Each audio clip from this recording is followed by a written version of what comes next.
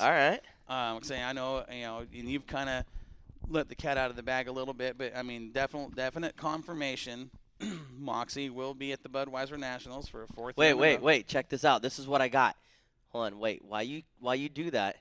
Right? Look what I got working. Hold on. Wait. That's right. Hold on. Oh boy, here we go. I got it working. You can't put a keyboard in front of him. But we will. He's like a 3-year-old. We will be. We will be at the Budweiser Nationals and Down there in Bakersfield. Yes, absolutely. Last year's show was absolutely spectacular. It's going to be good to have you and Mike and myself together in the same booth in the Mike Mosier Tower down there. It's going to be awesome. But you know what's cool about that is us traveling down there. There is some absolute awesome sponsorship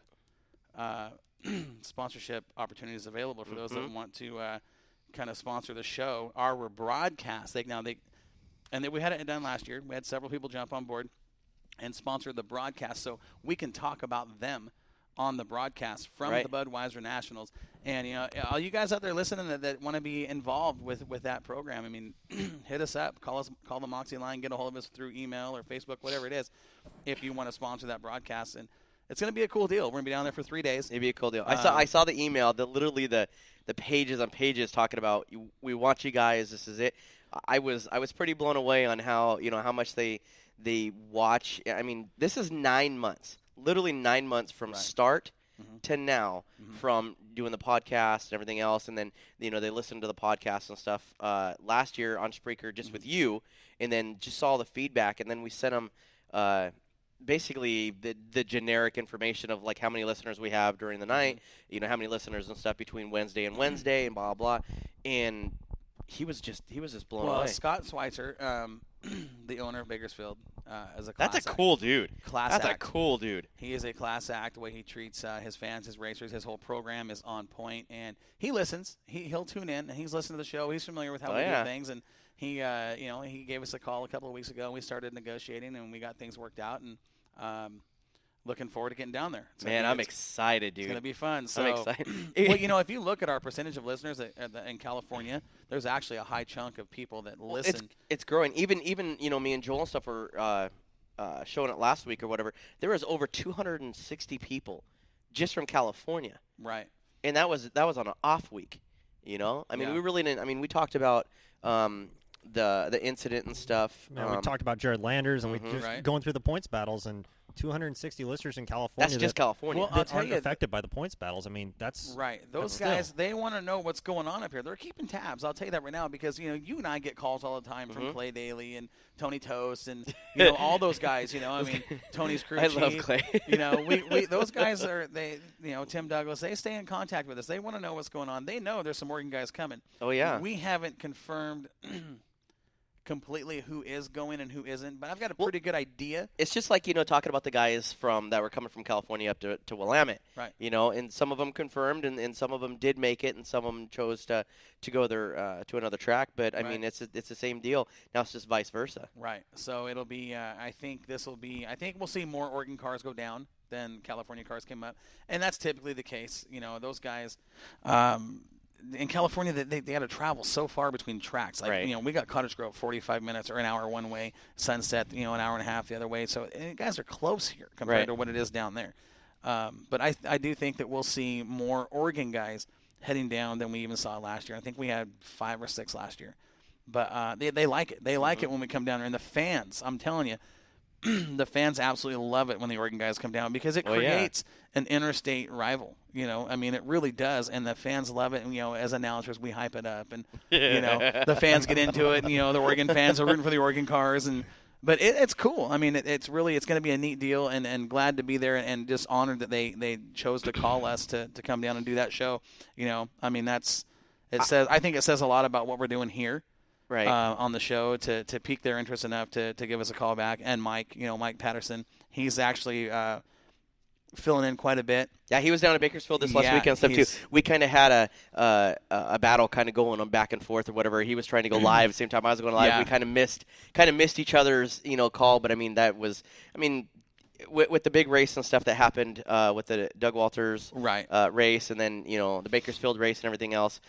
it was cool to work together. So let's talk about the Doug Walters Memorial, the Classic, because this year somebody else finally won it other than and Greg. And won it by well, that's the eighth annual, if I'm correct, and Greg's won the first 7, right? Yeah.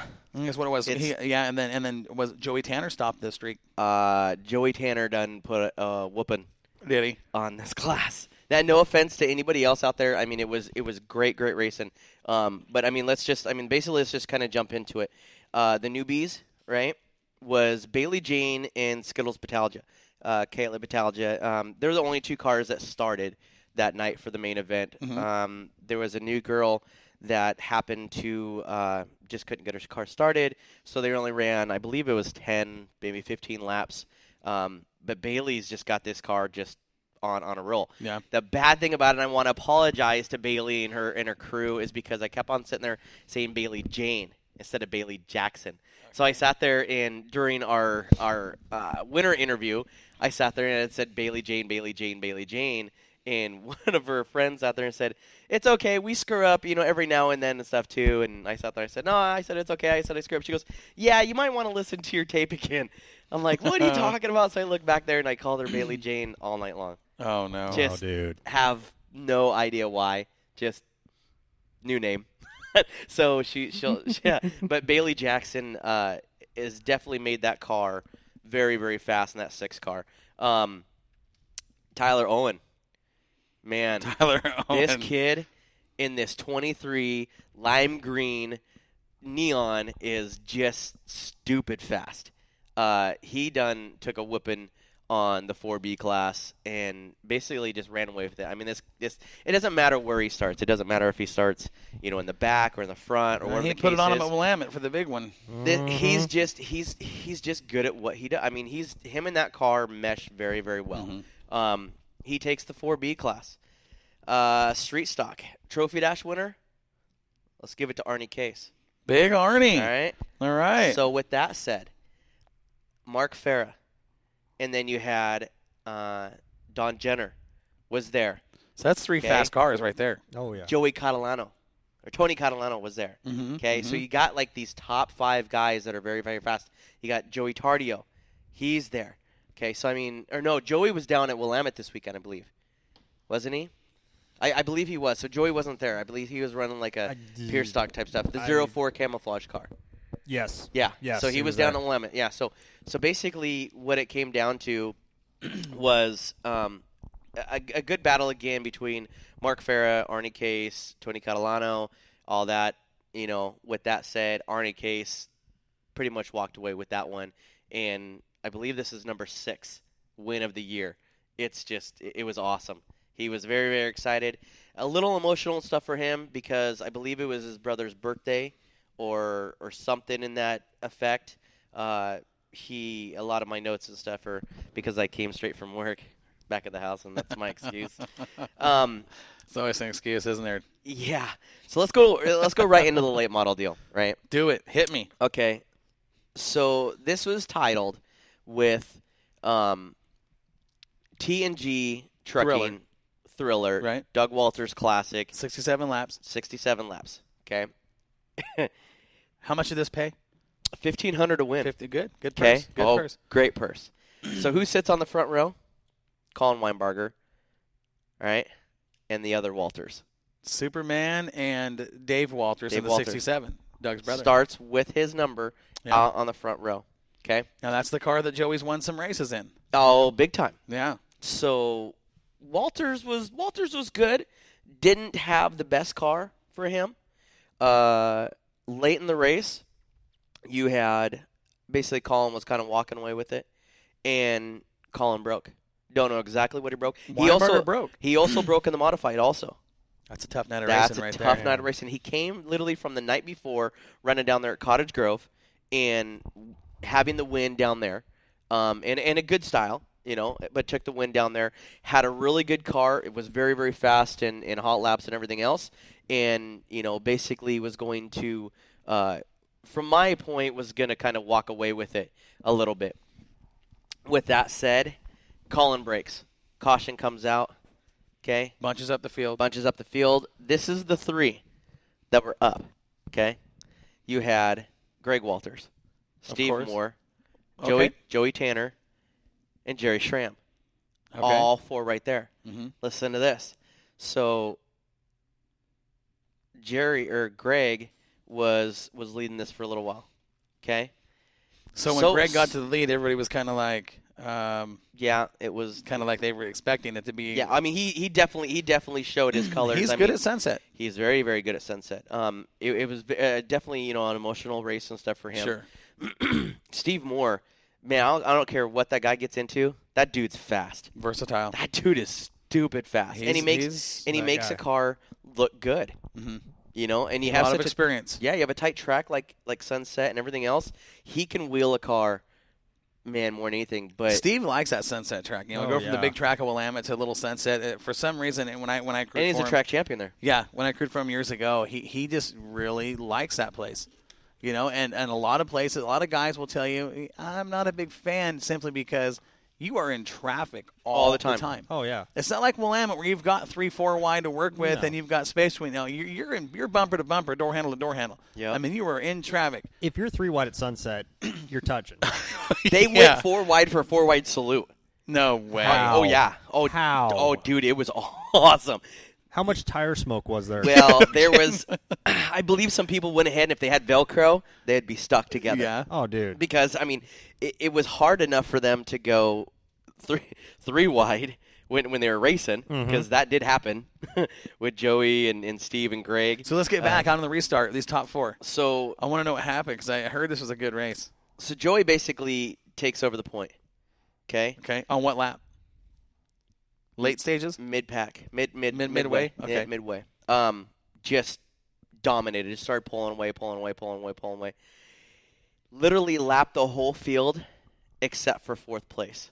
And at that point, it so there was were 4 cars in the lead lap on the checkered 4 cars. Whoa. No kidding. Yeah. Wow. It was just crazy. How much space was there between him and second? Literally a full track. He was okay. So listen to this. This is how this went down. Okay, 2nd place, Greg Walters. 3rd place at that time was Jerry Schramm. 4th place at that time was Steve Moore. There's 4 fast guys. But those top 3 were literally almost nose to tail. Joey was coming up against Steve Moore for 4th place with like 6 laps to go. No way. It was I'm telling you, it was crazy. Wow. It was just this kid was so on fire.